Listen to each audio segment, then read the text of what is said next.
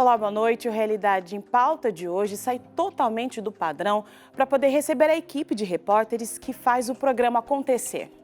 Isso porque hoje é a última exibição do Realidade, que a partir de segunda-feira dá lugar a um outro programa jornalístico. Como você já deve saber, a partir de 1º de julho entra no ar a nova grade de programação da Novo Tempo. Foram 1 ano e 4 meses no ar, de segunda a quinta, trazendo diversos temas diferentes, de editorias diferentes também, para manter você informado e com uma certa profundidade, já que todo dia tinha um especialista aqui comigo no estúdio para falar um pouco sobre os assuntos abordados. Hoje eu não vou ter nenhum convidado de fora, e sim a equipe. E por isso eu quero chamar aqui a Ana Bezerra, Ana Min, Murilo, Luíse e a Gabriela Frontini, que é a produtora do nosso programa. Seja bem-vindo! Olá! Que bom ter vocês aqui hoje, Olá, né? boa noite. Olá, agora de frente aqui com a câmera, aqui no estúdio. Muito bom receber vocês. Vamos saber um pouco daquilo que vocês viveram esse 1 ano. Eu não passei esse ano todo com vocês, né? Eu cheguei logo no final ali de 2018, mas vocês têm muita história para contar e é isso que a gente quer saber, né? A gente quer conhecer histórias aqui. Bom, a gente sabe que muita coisa marcou a vida de vocês e eu começo hoje com a Luíse. Luíse, fala um pouco da reportagem, da vida de repórter. Foi uma experiência muito legal. A gente saiu do Jornal da Novo Tempo, que era uma pegada completamente diferente, era mais factual, a gente tinha uma reportagem diferente todos os dias. Além da reportagem externa, a gente fazia reportagens aqui dentro da nossa redação e era uma experiência muito legal. O Realidade em Pauta veio com um outro estilo. Matérias mais aprofundadas, um prazo maior para a gente fazer a produção, uma escrita mais elaborada, o roteiro mais elaborado, e essa também foi uma experiência fantástica. E quem sabe o desafio está em conseguir essa profundidade, né, Luíse? Exatamente, de conseguir extrair o que outras emissoras, o que outros jornais não conseguem transmitir, porque às vezes não tem esse tempo, e a gente tem esse tempo. Esse era o grande diferencial do Realidade em Pauta. A gente consegue abordar uma coisa com uma profundidade maior, porque outros jornais estão mais preocupados com o factual, e a gente priorizou a profundidade do assunto. E que matéria, que tema mais te marcou durante esse 1 ano trabalhando no Realidade? Muito difícil. São muito muitas, difícil, né? porque foram muitas reportagens legais, reportagens emotivas, reportagens engraçadas, reportagens que colocaram a gente na saia justa. Temos muitas histórias com cinegrafistas, de micos que a gente pagou, de lágrimas que a gente derramou. Mas tem uma que me tocou muito, que foi a história do massacre em Suzano. A gente acompanhou toda a situação, né? A gente acompanhou coletivas de imprensa, a gente acompanhou também uma cerimônia depois de 1 semana, depois que completou 1 semana do massacre. Nós estivemos na escola, a gente falou com professores que estavam no momento do massacre, a gente entrevistou o pai do Samuel, que inclusive é adventista, ele era desbravador da nossa igreja, conversamos com o pai dele, fomos na casa dele, conhecemos um pouco da rotina dele. E assim, eu não posso dizer assim que, sei lá, é difícil até explicar. Foi uma grande reportagem na minha vida, na minha carreira como repórter. Foi uma grande oportunidade, mas assim, foi muito difícil produzir todo o conteúdo. Entrar em contato para fazer a entrevista. Quando eu cheguei, que eu fui falar com o pai do Samuel, eu não sabia direito como falar com ele. Boa noite, não sabia se dava boa noite, se dava tudo bem, porque foi uma história muito tensa. A situação deles, enfim, assim, eu não tenho nem palavra para descrever. O Brasil todo estava comovido, né, nesse processo. Sim. E quem estava ali, com certeza, sentiu aquele clima, aquela dificuldade, né? A gente vai ver agora um trecho da reportagem da Luíse sobre segurança nas escolas.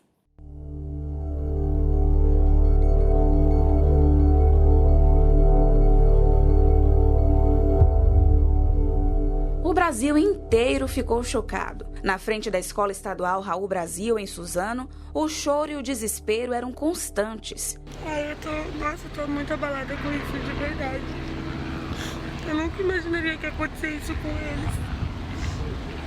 Para nós é um dia tão comum vir pra escola estudar e acontecer isso.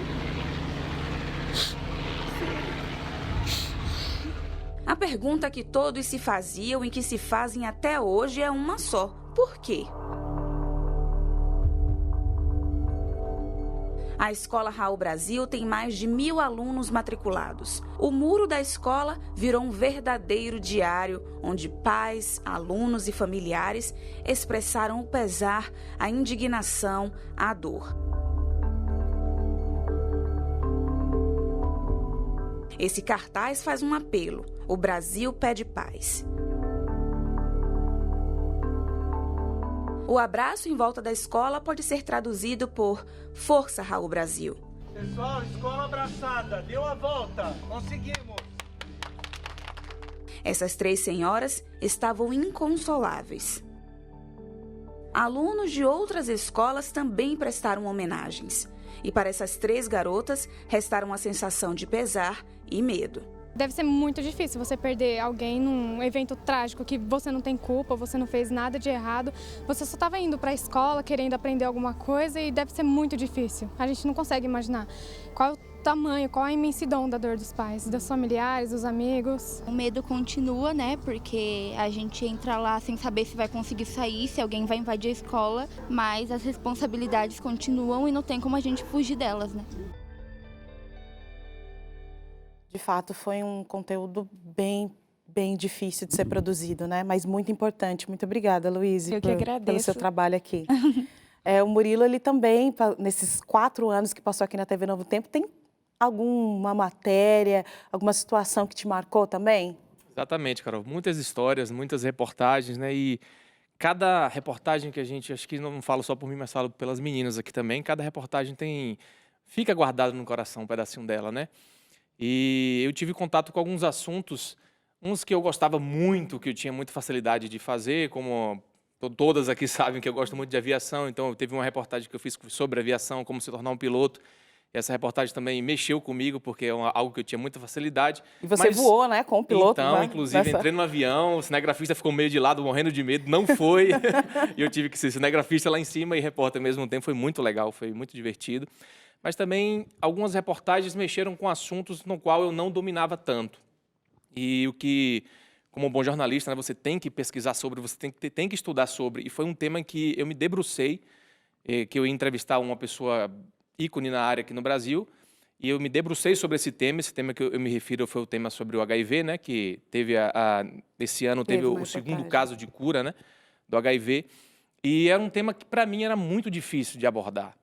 E eu falei até com a Gabriela, a nossa produtora, que eu falei, eu vou precisar de um tempo a mais, que eu preciso pesquisar muito a fundo esse tema, porque eu vou entrevistar uma pessoa que ela é referência na área, que é o professor Ricardo, que ele tem uma pesquisa, uma pesquisa que é a única pesquisa de ponta aqui no Brasil que trata sobre a questão que busca a cura da AIDS, né?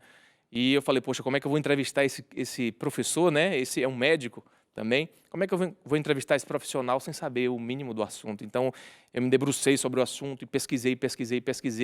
E às vezes eu acordava de noite, assim, de madrugada, eu falei, nossa, isso aqui, eu tô com dúvida disso aqui, a entrevista já é amanhã, eu preciso saber, ia lá na internet, pesquisava um pouco, me inteirava.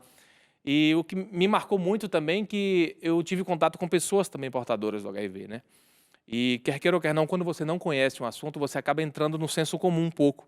E você tem um certo tipo de receio. Poxa, como é que essa pessoa vive? Será que pode isso? Será que pode aquilo? Então, eu tive contato com um portador e pude conversar com ele muito tempo sobre como era a vida dele.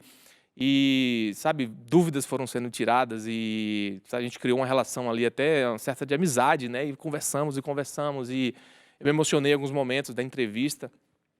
Então, foi uma reportagem que me marcou muito, muito mesmo. E sabe, a nossa vida de repórter é isso, né? A gente sempre tem algo a aprender e não é um aprendizado superficial, né? Algo que você, como eu falei aqui mais cedo, fica guardado no coração e é algo que a gente vai levar para sempre. E o legal quando a gente estuda muito sobre o tema e conversa com muitas pessoas, a gente consegue humanizar a pauta, né? Que foi o que você fez aqui e é o que você vai ter oportunidade de assistir nesse momento.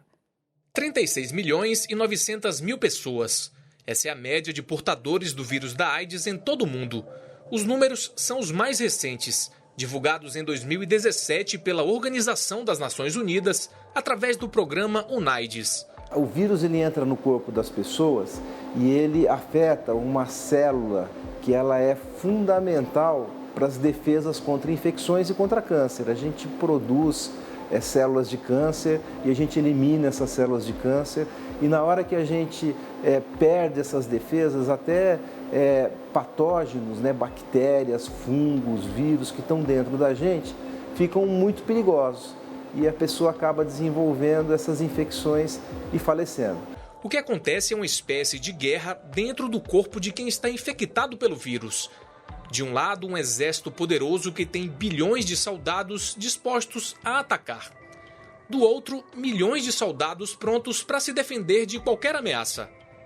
Para você ter uma ideia, isso significa que para cada um defensor existem 5.000 agressores. Por um período de quase 10 anos, os dois exércitos vivem em equilíbrio, cada um no seu canto. Até que chega o momento em que os soldados invasores decidem invadir o quartel do Exército Protetor. Como estão em grande número, a vitória é praticamente garantida. E é quando ocorre esse último ato que a pessoa desenvolve a AIDS. O vírus tem este problema, né? Ele se aproveita da brecha na imunidade para provocar um estrago. E são as infecções que no momento de imunidade adequada você não sofreria.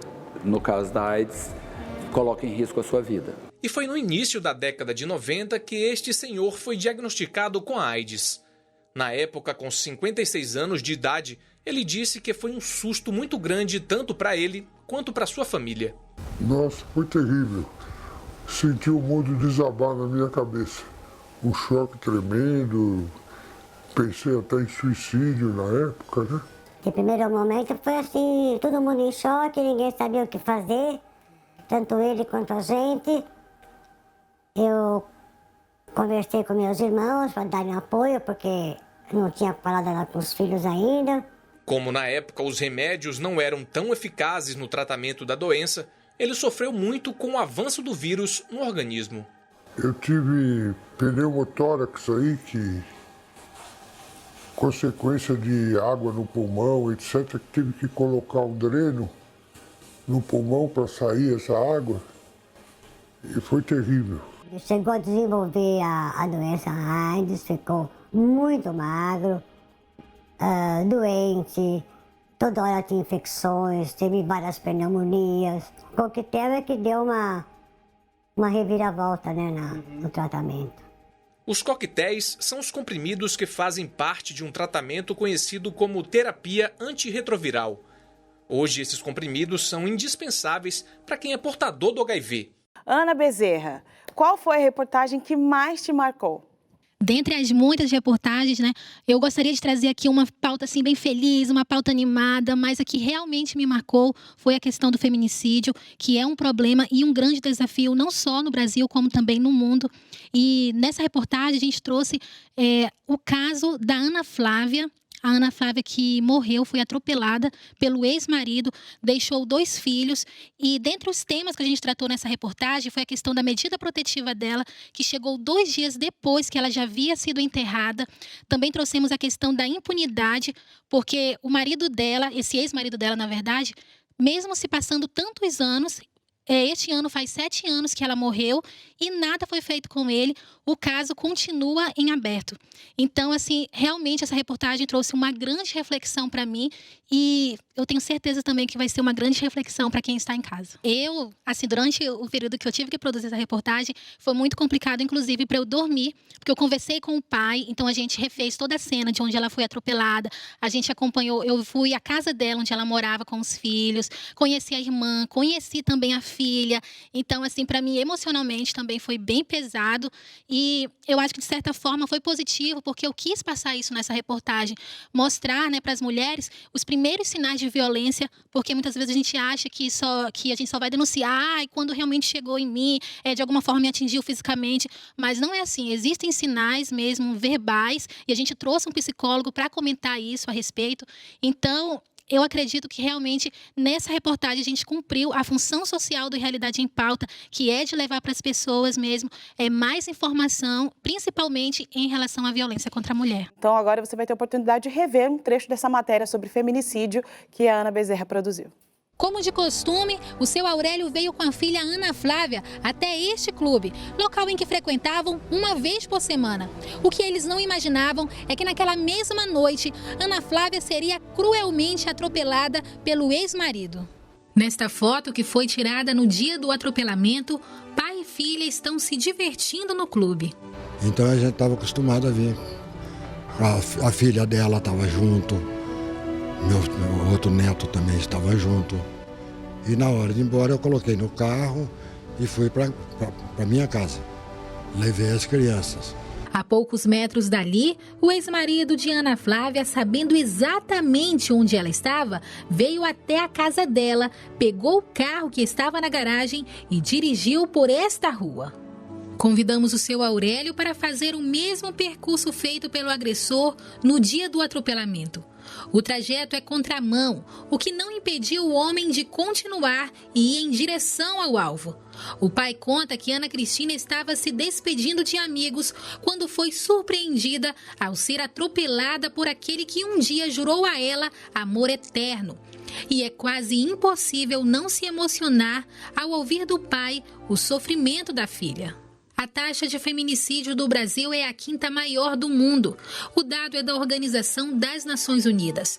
Um levantamento feito pela Folha de São Paulo, com base em pesquisas da USP, mostrou que somente em janeiro deste ano, 179 mulheres foram vítimas de feminicídio ou sobreviveram a uma tentativa de feminicídio. Os dados equivalem a uma média de 6 crimes por dia. A análise levou em consideração apenas os crimes que foram noticiados pela imprensa durante o mês de janeiro deste ano. E o resultado é surpreendente. Dos 170 casos noticiados, 119 mulheres morreram e 60 sobreviveram. As pessoas têm que entender como isso é grave, como o fato de tantos homens acharem que podem eliminar até a vida das suas companheiras, esposas, namoradas, enfim, significa que a gente tem um problema de opressão e de desigualdade muito sério. Então, as pessoas precisam reagir a isso e dizer que isso é inaceitável, que todas as formas de violência contra a mulher, neste caso aí é o grupo oprimido, é inaceitável. De fato, esse é um tema muito importante de ser falado, a gente precisa realmente continuar batendo nessa tecla. A Ana Min também fez, muitas matérias, reportagens, e eu destaco que a Ana Min ela tem uma facilidade de falar com crianças. Eu adoro as reportagens que a Ana Min faz com crianças, porque ela consegue envolver essas crianças. Fala um pouco pra gente aqui sobre como foi produzir as suas reportagens. Ai, Carol, é assim, um afago no coração, Toda vez que eu vou falar com crianças, toda vez que eu vou falar com pessoas com realidades diferentes da nossa, O que mais me marcou foi a da síndrome de Down, A gente teve agora recentemente o dia da síndrome de Down, um dia de conscientização, principalmente para poder trabalhar um pouco o preconceito, A sociedade, ela tem muito dessa coisa de, ai meu Deus, como que eu lido, com essas pessoas, como conversar com essas pessoas, como pode ser esse diálogo. E querendo ou não, a gente leva um pouco disso também quando pega uma pauta dessa. A gente fala assim, puxa vida, como que vai ser essa conversa? Como que vai ser esse bate-papo, Será que eu vou conseguir conduzir bem essa entrevista? Eu tive ali uma lição de vida. Então, é muito gostoso quando a gente se envolve, a gente realmente se envolve aqui em todas as pautas, principalmente quando são assuntos assim, que a gente conta histórias de vida, conta histórias reais, e isso foi muito bom poder aprender com eles, E a gente vê que essas pessoas, muitas vezes, elas têm mais para ensinar do que a gente ter que ficar se adaptando para poder atender ali uma necessidade daquela pessoa. Nós entrevistamos também um garotinho com síndrome de Down, que ele tem 10 anos de idade, e em um determinado momento ele puxou a entrevista para ele estava me entrevistando em inglês, e me deixou ali numa saia justa, sabe? E foi muito gostoso isso, e eu me lembro que, inclusive, era o Paulo Rios que estava com a gente nessa reportagem. Cinegrafista. O nosso cinegrafista. E ele virou para o Paulinho e perguntou, qual é o seu nome? E o Paulinho falou o nome dele, ele falou assim, você é um campeão, sabia? Você é um vencedor. E quando a gente saiu de lá, ele falou tanta coisa, para mim também, ele falou muita coisa. Ele falou assim, Ana Min, você é muito bonita, ele falou comigo. E eu percebi que foi com a pureza do coração, não foi nem aspecto físico, sabe? E a gente saiu dali assim, revigorado, como se a gente tivesse levado uma injeção de ânimo, uma injeção de motivação, sabe? Foi bom para o nosso espírito, foi bom para a nossa vida, não foi só um trabalho profissional, foi um crescimento como pessoas, sabe? A gente teve ali uma relação, uma troca muito boa.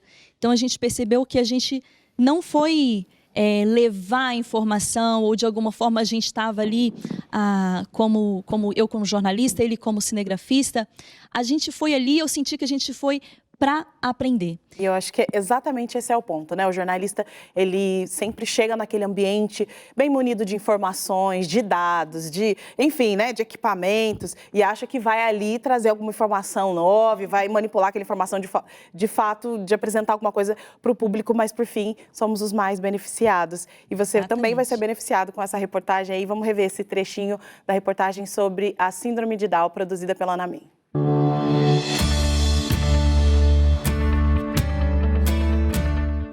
E seus desafios.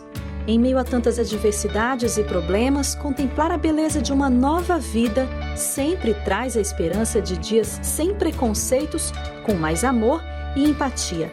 Mas às vezes a materialização do amor vem um pouquinho diferente do esperado.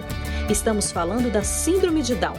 Essa condição atinge 1 a cada 1000 habitantes no mundo. No Brasil, o número de pessoas com a síndrome chega a 300 mil. A pediatra Ana Escobar explica que essa alteração genética é causada por um erro na divisão celular durante o desenvolvimento do embrião. A síndrome de Down se caracteriza pela trissomia do cromossomo 21. O que é isso? Logo no comecinho da gestação, quando aquele óvulo está se desenvolvendo, acontece uma alteração e em vez de 2, a gente tem 3 no cromossomo 21. Então isso determina algumas características que são comuns a todas as pessoas com síndrome de Down. A filha da dona Raquel fez todos os exames quando estava grávida, mas nenhum constatou que o Gabriel tinha síndrome de Down. A vovó Coruja, que hoje cuida do netinho enquanto a mãe dele viaja a trabalho, contou que nas primeiras horas de vida do pequeno vieram as suspeitas e também o susto para a família. É óbvio, né? A gente assusta porque nunca lidamos com isso. Mas a minha filha falou, mãe, eu acho que o Gabriel tem a síndrome de Down, né? Aí eu falei assim, e qual o problema, filha? E nós fomos atrás para saber como é que íamos fazer ele se estimular em tudo. E deu para ter uma ideia clara disso só de conversar com o Gabriel. Eu quero ser o veterinário, cuidar dos bichos, animais ferozes. O síndrome de Down tem todas as possibilidades que qualquer criança tem. Que delícia, né? Ouvir essas histórias. Muito obrigada por estar conosco, por fazer parte de tudo isso, pelos entrevistados, pelas entrevistas, pelas reportagens que foram sensacionais. O Realidade ele vai fechando esse ciclo, que foi muito bom estar com vocês aqui. Estou vendo os olhinhos todos cheios de lágrimas aqui. Vocês não estão vendo muito bem não, mas a emoção está correndo solta aqui. E a Gabi vai falar um pouco para a gente, que é responsável, né, por todo esse programa acontecer. Vai falar um pouco para a gente o que vai acontecer a partir de segunda-feira, né? A gente está aqui meio que tentando segurar o choro, mas na segunda-feira tem mais de vocês, tem novidade, tem muita coisa boa. Fala um pouco pra gente. Pois é, o Realidade está acabando, foi um grande desafio, até como veio depois do jornal, que todo mundo era apaixonado por fazer, né? A gente sabe disso, mas todo mundo abraçou a causa e fez aí um excelente trabalho ao longo desse tempo todo e eu quero agradecer a vocês. A partir de segunda-feira, né, mais ou menos próximo ali ao horário do Realidade, a gente vai ter um outro programa que já é conhecido da casa, é o Revista Novo Tempo, que antigamente passava só às sextas-feiras à noite, mas agora ele vai passar a ser diário e vai ser o nosso jornal de boas notícias. O time continua praticamente o mesmo, só o Murilo Leles, que nos abandonou, vai para o Vida e Saúde. vai abrilhantar aí o Vida e Saúde. E a gente continua aqui com o time, que vai ter mais uma pessoa também, e outros produtores. A Carol também não vai mais apresentar, não vai mais ficar com a gente, vai para outro programa, né, Carol? Um novo desafio que você vai conhecer agora na segunda-feira. Fique ligadinho. Mas foi muito bom, eu quero agradecer e também agradecer ao telespectador que nos acompanhou, que nos incentivou, acompanhou nossas redes sociais, comentando ali várias reportagens. É muito bom a gente sentir esse carinho de ver que o nosso trabalho está sendo, assim, produtivo, que está sendo bem aproveitado e que está fazendo a diferença para todo mundo. Bons resultados, muito bom. E é com dor no coração que eu me despeço de você e também desse programa. Foi um prazer trabalhar com vocês, mas eu também vou estar no novo desafio, como a Gabi já tinha comentado aqui pra gente. Muito obrigada. A partir de segunda-feira a gente se vê novamente. Estou até enrolando aqui a língua, né, de tanta emoção, né? Muita emoção. A partir de segunda-feira a gente se vê. Fica com um grande abraço nosso para você. É um prazer estar com você. Até mais.